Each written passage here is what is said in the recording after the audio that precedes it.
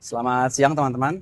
Pada hari ini, hari Selasa, tanggal 24 Februari 2026, kami dari Indonesia Corruption Watch hadir ke Komisi Pemberantasan Korupsi. Tapi untuk kali ini bukan untuk melakukan pengaduan dugaan tindak pidana korupsi, kami mengirimkan surat Deputi Pencegahan dan Monitoring. Adapun isi dari surat tersebut, kami memberikan surat yang meminta Deputi untuk memberikan atensi lebih kepada mekanisme pengelolaan SPPG yang sekarang dimiliki oleh Polri. Jadi kalau kita lihat di Undang-Undang KPK maupun di peraturan turunannya, pemberantasan korupsi itu kan dimandatkan kepada KPK bukan hanya dalam konteks penindakan, tapi juga ada pencegahan. Dan itu kewenangan dimiliki oleh Deputi Pencegahan dan Monitoring.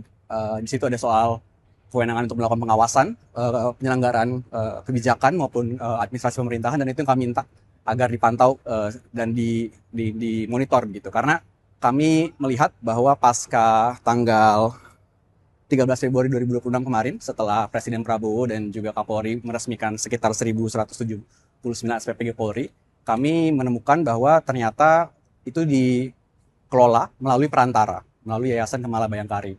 Kalau teman-teman ingat, di Desember 2025 kemarin, ICW memang mengeluarkan report begitu untuk menelisik afiliasi yayasan-yayasan yang menjadi mitra BGN atau untuk melaksanakan MBG. Salah satunya memang ada yang terafiliasi dengan kepolisian, Yayasan Kemala Bayangkari. Tapi pada saat itu kami mengira bahwa yayasan itu memang hanya satu, terpusat saja begitu di tingkat nasional.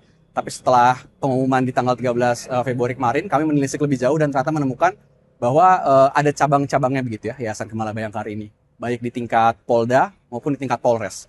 Jadi kalau kita hitung ada 490 Polres dan ada 34 Polda. Kalau kita lihat dari website Yayasan Kemala Bayangkari itu ada sekitar 419 yayasan. Jadi kami menengarai bahwa berdirinya ribuan SPPG ini dikelola oleh Yayasan Kemala Bayangkari tingkat daerah, dan ini sangat banyak dan pengurusnya berbeda-beda begitu. Kalau misalkan kami coba untuk menelusuri dari sumber-sumber terbuka, yang terkonfirmasi memang baru 40 begitu Yayasan Kemala Bayangkari tingkat daerah. Tapi lagi-lagi ini sangat mungkin angkanya bisa lebih banyak karena tadi jumlah SPPG-nya juga ribuan dan kami juga memiliki keterbatasan sumber daya. Jadi makanya kami juga hadir ke KPK pada hari ini untuk memberikan atensi begitu supaya Deputi Pencegahan dan Monitoring bisa menelisik lebih jauh di dalam hal ini.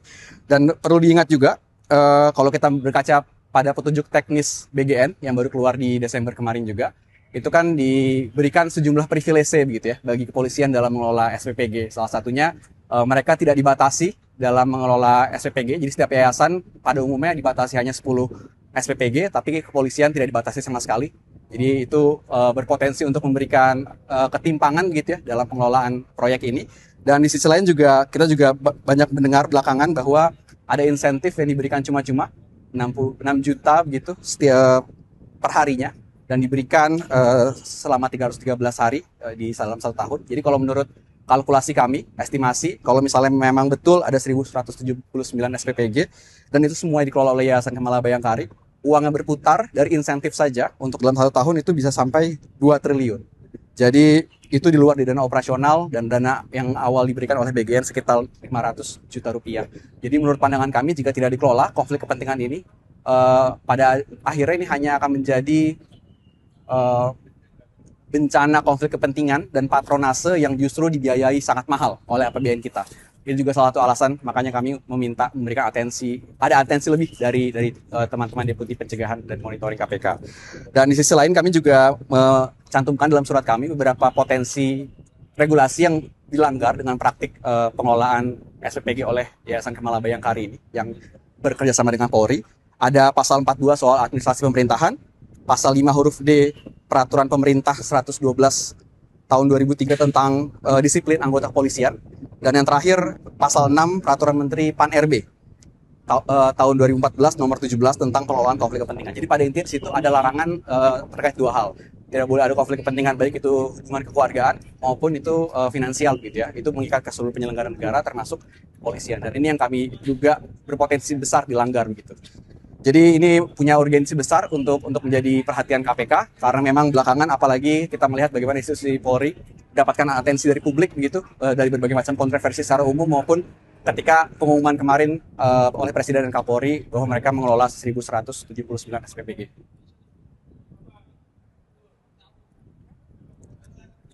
harapannya apa sih Mas dengan memberikan lapor ke KPK? Apa yang diharapkan dari KPK untuk ke depan? Ya, pertama memang karena kami juga banyak melakukan pemantauan mandiri, tapi lagi-lagi terbatas sumber dayanya, harapannya tentu lembaga negara seperti KPK memiliki sumber daya yang lebih untuk paling tidaknya memantau lebih jauh penelusuran-penelusuran indikasi konflik kepentingannya begitu ya. Jadi pemetaannya bisa lebih holistik karena kalau kita lihat dari website BGN itu sama sekali tidak dijelaskan dari 1179 SPPG tadi yang dikeluarkan oleh Polri itu diampu oleh yayasan mana saja dan oleh siapa saja di dalam yayasan ini karena indikasinya kan hampir semua Polres dan Polda itu menempel di situ ada Yayasan Kemala Bayangkari dan lazimnya yang menjadi ketua atau pucuk di atas Yayasan Kemala Bayangkari ini otomatis adalah istri dari Kapolres atau Kapoldanya begitu dan ini perlu dimitigasi begitu konflik kepentingannya. Jadi ada aspek di situ dan kalau memang tentunya nanti di kemudian hari memang ditemukan indikasi-indikasi pelanggaran harapannya memang bisa dioper ke deputi lain di dalam internal KPK dan ditindak begitu. Soal insentif tadi bisa dijelasin lagi maksudnya insentif ini dikasih temuan di ICW ya dikasih per hari per orang atau per SPPG? Jadi kalau berdasarkan juknisnya 6 juta itu diberikan per hari oleh BGN kepada masing-masing SPPG. Jadi diberikan tiap hari secara cuma-cuma, tidak perlu ada syarat pemberian porsi dan lain sebagainya asalkan SPPG itu ada dan bisa dibuktikan keberadaannya akan diberikan oleh BGN selama 6 hari dalam seminggu. Termasuk di hari libur. Insentif itu gunanya untuk apa, Mas? Nah itu yang kami belum dapat jawabannya begitu dari BGN. Tapi kalau kita mendengar beberapa kali dari kepala BGN kan itu katanya untuk memberikan apresiasi salah satunya begitu ya terhadap komitmen para pihak mitra ini untuk memberikan kontribusinya begitu kepada proyek pemerintah. Itu di luar dana operasional? Ya, kalau kami membaca petunjuk teknis yang disediakan itu di luar dari dana operasional. Dana reimbursement at cost yang memang akan dibayarkan dan juga di luar dari biaya awal yang diberikan BGN untuk mendirikan SPPG senilai 500 juta rupiah. Mas, ini memang fokusnya hanya untuk Yayasan Kemala Bayangkari saja atau juga untuk instansi lain? Karena kan kita tahu di BGN bukan hanya polisi tapi juga ada aparat yang lain.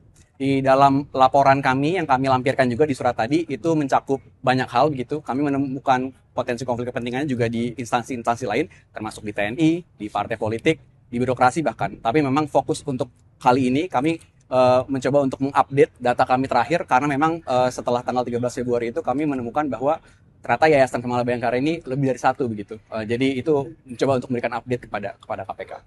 Bagaimana dari ICW sendiri soal kalau kita lihat wider scope lagi SPPG yang terafiliasi dengan TNI dan partai politik, ICW sendiri memandang ini? Ya, kita tinggal kaitkan saja dengan tujuan awalnya dari proyek ini ada kan, janjikannya setidaknya kan dua hal. Satu, untuk memperbaiki kondisi stunting, dan yang kedua juga katanya ingin mensejahterakan publik, utamanya lingkungan sekolah di mana MBG itu hadir. Tapi kan kalau ada keterlibatan TNI di sini, ada keterlibatan Polri di sini, dan pihak-pihak yang sebetulnya berada dari kalangan elit, ini kan membuat kompetisi yang tidak fair, apalagi kalau bicara soal TNI dan Polri ini kan institusi yang memonopoli kekerasan dalam artian dia memegang senjata begitu. Jadi tentu tidak akan fair, apalagi tadi ada kebijakan dari BGN untuk mengecualikan batas 10 SPPG untuk TNI dan Polri. Sedangkan kalau yayasan-yayasan lain mau ikut serta di proyek MBG ini kan harus dibatasi. Dia cuma boleh ada 10 SPPG. Terima kasih. Ya. Thank you ya. Aku mau sedikit lebih besar lagi. Kalau di administrasi Presiden Prabowo Subianto ini kan ini salah satunya, tapi ada hal-hal lain seperti yang TNI. Download Tribun X sekarang, menghadirkan lokal menjadi Indonesia.